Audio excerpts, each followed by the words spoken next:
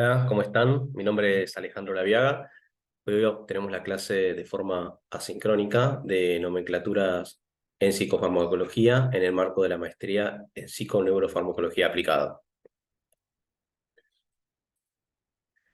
Bien, ¿por qué hablar de nomenclaturas en psicofarmacología?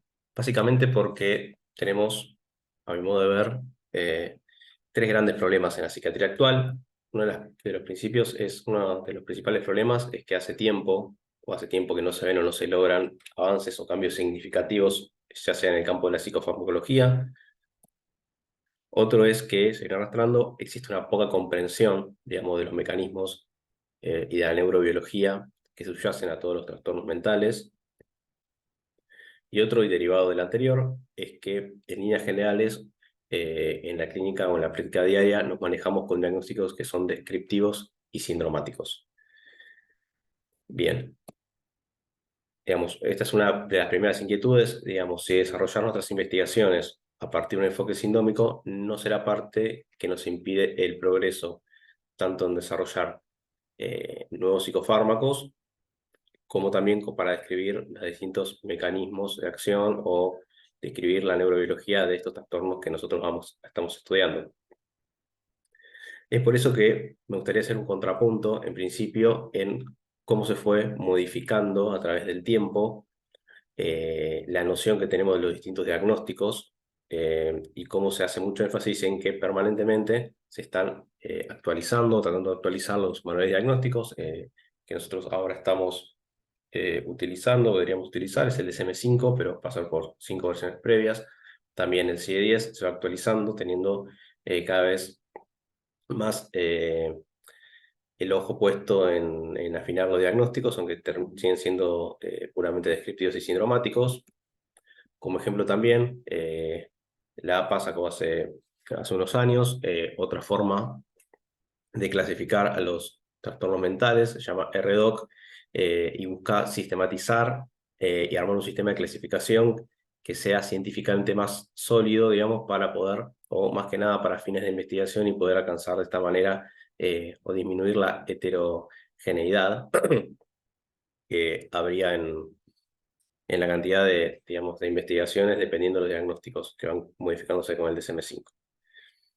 Bien, digamos, volviendo un poco al tema de la clase, que sería la nomenclatura en psicofarmacología, eh, hay un contrapunto muy importante porque si bien permanentemente se está tratando de cambiar los sistemas clasificatorios, se están poniendo en duda los diagnósticos y cómo considerarlos, la nomenclatura dentro de los psicofármacos, la verdad que no se modificó desde que apareció la clasificación ATM propuesta por la OMS hace ya más de 40 años.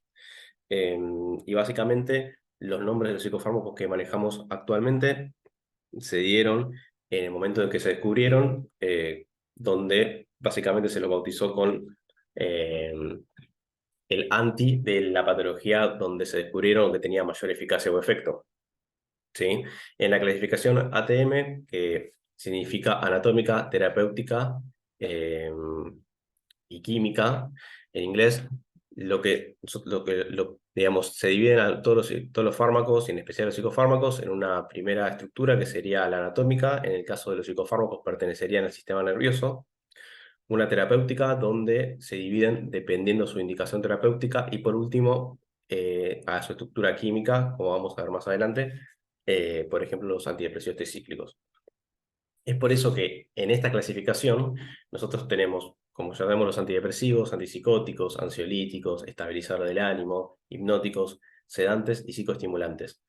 Pero acá surgen los problemas, o varios problemas. Uno, desde el punto de vista de la investigación, digamos, o de la investigación de los psicofármacos, el término antidepresivo se utiliza en un montón de compuestos que no necesariamente sirven para la depresión. De hecho, muchos de ellos tienen mayor eficacia demostrada para trastorno de ansiedad, con lo cual serían más ansiolíticos que antidepresivos.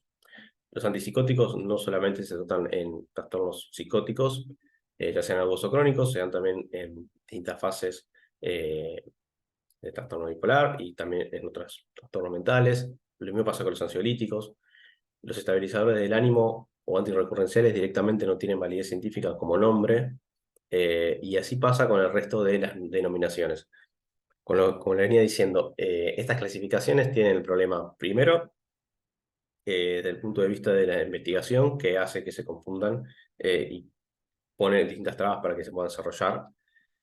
También tiene un problema más estigmatizante, digamos, con los pacientes, ya que los nombres antidepresivos, antipsicóticos, remiten a enfermedades específicas o a estigmas de enfermedades mentales específicas, con lo cual, cuando uno prescribe un antidepresivo, un antipsicótico a una persona que no necesariamente tiene esas patologías, puede pensar o preguntar por qué me da, doctor, un antipsicótico si yo no estoy loco, por qué me da un antidepresivo si yo no estoy deprimido. ¿Sí? Bien, acá les traje más o menos cómo sería la clasificación ATM de la OMS.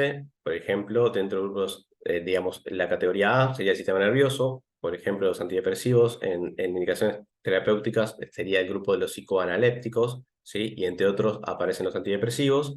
Y dentro de esos antidepresivos se dividen, acá hay una mezcla también en que se dividen, ya sea por su estructura química, como son los antidepresivos tricíclicos, o algunos que están divididos por sus blancos farmacológicos o su modo de acción, como los IRS o los inhibidores de la aminoxidasa, selectivos y no selectivos, y hay un gran paraguas que ataja a los nuevos antidepresivos que se llaman otros. Bien, como venía contando, ahí tiene serias limitaciones la clasificación ATM, y es por eso que ya se propusieron hace varios años distintas nomenclaturas o clasificaciones. Eh, Una de las primeras es que no refleja un conocimiento científico adecuado ni actual. Eh, Otra es que las categorías entre los distintos fármacos se fueron difuminando. Como les decía hace un rato, ya las indicaciones de un antidepresivo no necesariamente es la depresión, y así con los demás de los ejemplos. Pues también les conté la discrepancia entre el nombre y la indicación puede tener algunas implicancias en la adherencia del paciente, el estigma, ¿sí? Y puede cegar las investigaciones. Es por eso que distintos autores propusieron nuevas clasificaciones a los psicofármacos, ¿sí? Por ejemplo, Gaemi en el 2015 sacó un paper y luego un libro sobre una nueva nomenclatura para las drogas psicotrópicas, en la cual divide de forma distinta a todos los psicofármacos. Por ejemplo, a los psicofármacos antes llamados antidepresivos o psicoestimulantes, los conformó en un grupo denominado agonistas de monoaminas.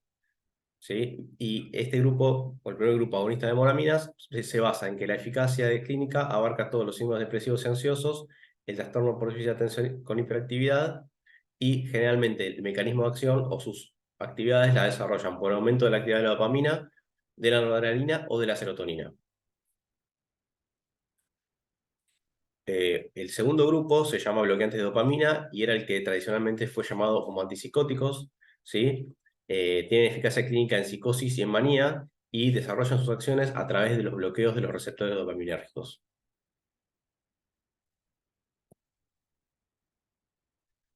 Un tercer grupo se lo llamó, o el autor lo llama, modificadores de segundos mensajeros. Básicamente se corresponde con el grupo que anteriormente llamaba estabilizadores del humor o estabilizadores del ánimo, y principalmente manifiestan su eficacia en la prevención de recurrencias en episodios depresivos o maníacos, en trastorno bipolar, y su mecanismo de acción o sus acciones se generan a partir de afectar extensamente los sistemas de segundos mensajeros. El cuarto grupo se llama agonistas GABAérgicos, ¿sí? Y están todos los fármacos que anteriormente están englobados en la nomenclatura de ansiolíticos o sedantes, y generalmente se utilizan para ansiedad o insomnio, y su mecanismo de acción es estimular los receptores de GABA y o abrir los canales de cloro.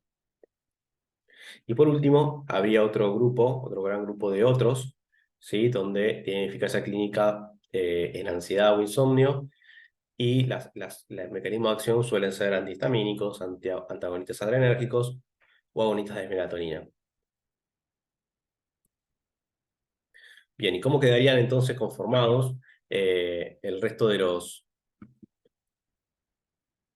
esta nueva nomenclatura propuesta por Gaemi en 2015? Bueno, en el grupo 1 de los agonistas de monoaminas quedarían los IMAO, ¿sí? Los IRS, que son los inhibidores de recaptación de serotonina, los IRNA, inhibidores de la recaptación de noradrenalina, los inhibidores de la captación de serotonina y noradrenalina, los inhibidores de la captación de serotonina y dopamina, el potenciador de dopamina noradrenalina, agonistas de la serotonina y agonistas de la dopamina, cada uno de los psicofármacos dentro de estos subgrupos del primer gran grupo que serían los agonistas de las monaminas. El segundo grupo sería el bloqueantes de la dopamina, en donde nos encontramos con los antagonistas de la dopamina, con los antagonistas de dopamina y serotonina, y con los agonistas parciales de la dopamina.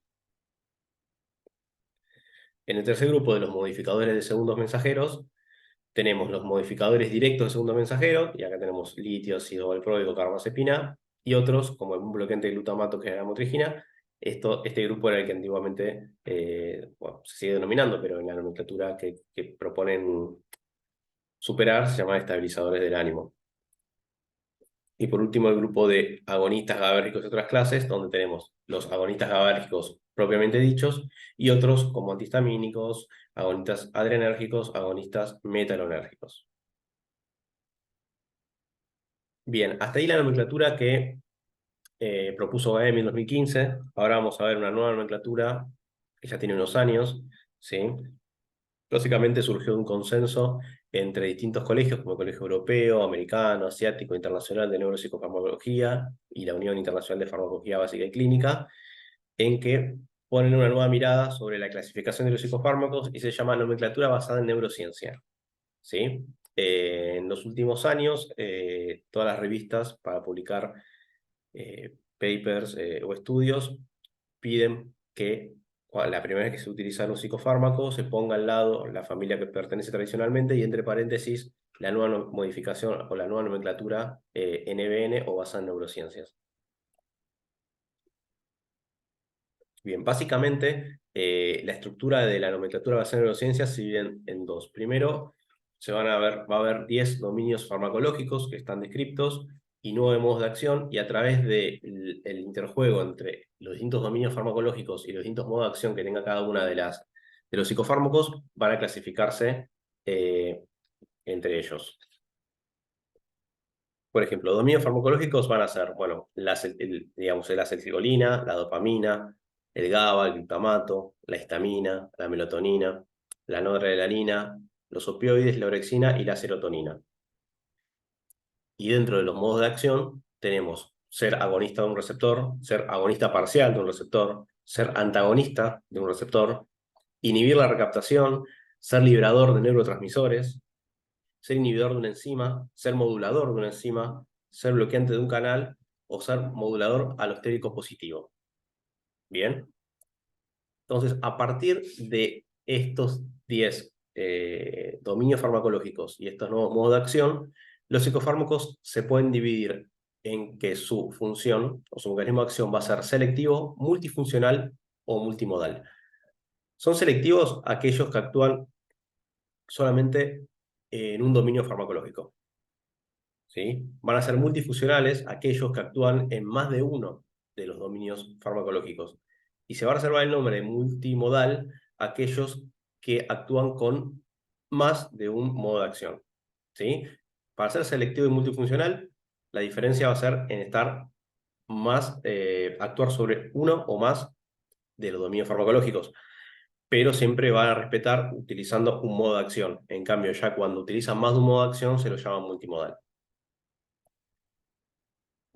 Bien, y no solo eh, van a tener estos dos grandes etiquetas, sino que a su vez cada fármaco va a tener 3 etiquetas más.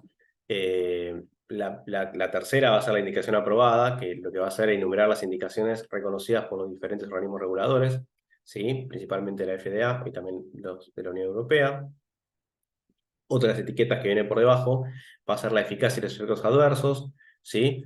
Va a adjuntar brevemente cuál es la evidencia para apoyar su uso, digamos, si existe o no evidencia, si existe o no guías de expertos, ¿sí? Obviamente se va a orientar, digamos, por estudios randomizados y controlados, datos clínicos sustanciales y basados en la evidencia, básicamente como todo habrán visto en la pirámide de evidencia, los estudios que mayor robustez tienen y poder tienen son las revisiones sistemáticas o metaanálisis de ensayos clínicos randomizados y controlados, así que de ahí para abajo van a ser las distintas recomendaciones y va a estar agregado en cada uno de los psicofármacos, ¿sí? Y también se van a mencionar los efectos adversos más comunes, y no de manera exhaustiva como si lo podemos ver en un prospecto, sino como para tenerlo dentro de la clasificación. Otra de las etiquetas va a haber es unas notas prácticas, ¿sí? Que más que nada va a resumir el conocimiento clínico que fue filtrado por el tamiz o que fue revisado por el grupo de trabajo que revisó la nomenclatura basada en neurociencias, ¿sí? Y el comité, digamos, lo que utilizaron para subrayar las más importantes interacciones entre drogas, alguna cuestión metabólica que sea importante o alguna advertencia específica y muy específica de cada psicofármaco. Y por último, la última etiqueta que tiene esta clasificación de la nomenclatura basada en neurociencias es la neurobiología, en donde se describe los efectos neurobiológicos que tuvo en animales de laboratorio y en humanos, con obviamente énfasis en lo que se sabe de los humanos, pero no se proveen datos acerca de la dosis ni los regímenes de titulación, dado que pueden variar entre los distintos países. ¿Sí?